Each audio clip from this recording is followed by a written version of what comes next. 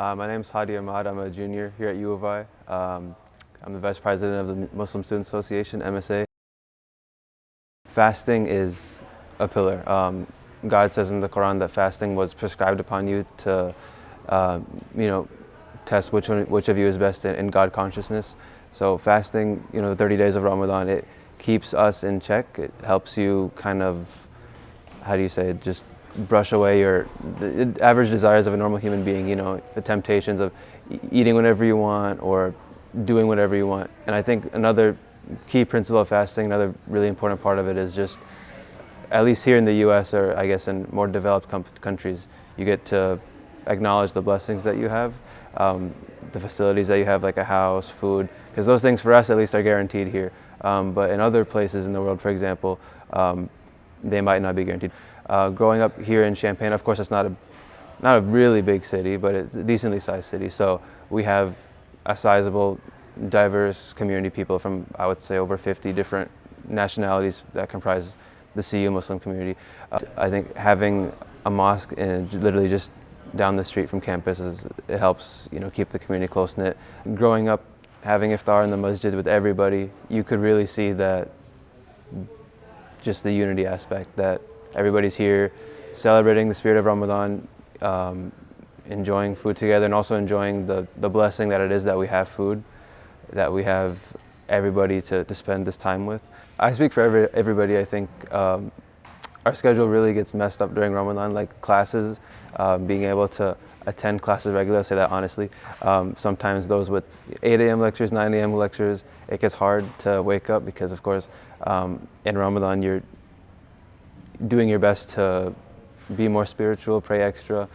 You end up becoming more of a night person during Ramadan, so then it flips the daily schedule. It's like during the day you're just kind of out of it. I think in certain areas the accommodations are quite good because throughout the year you do have access to halal food, food options in the dining halls.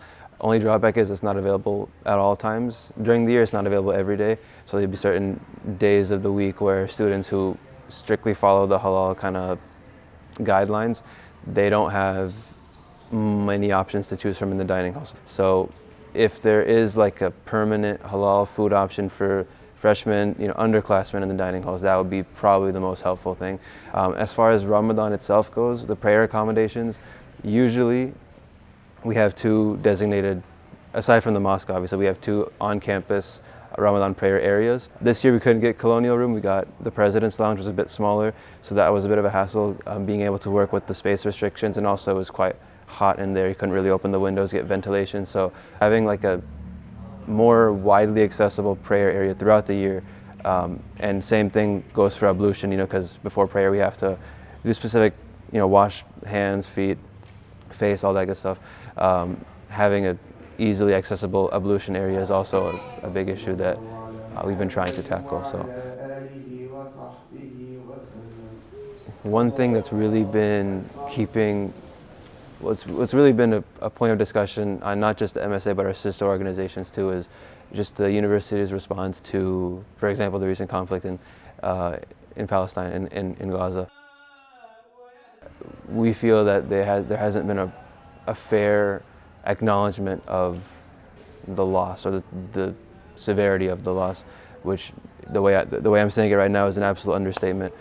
Especially during Ramadan, why hasn't the administration been, showing as much sympathy to one side as they have the other? Or why have they been using certain language towards one side, but they're not using that same language towards the other side? That lack of accommodation has left some students, or all of us, really just frustrated and kind of wondering, why is this happening?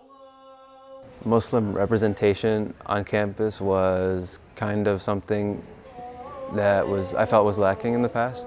MSA was really the only thing, but we had other sister organizations too. But I think the opening of the Salam Center recently, the Middle East North African Cultural Center in Urbana, has been really a pretty cool addition, because when you walk in you see certain things that are related to Islamic culture and stuff, so some things that aren't per se, but you walk in, you kind of feel that, okay, this is somewhat familiar. At least they do have like a dedicated little room for prayer. So representation, I feel like, is getting better, but it's not really anything too crazy.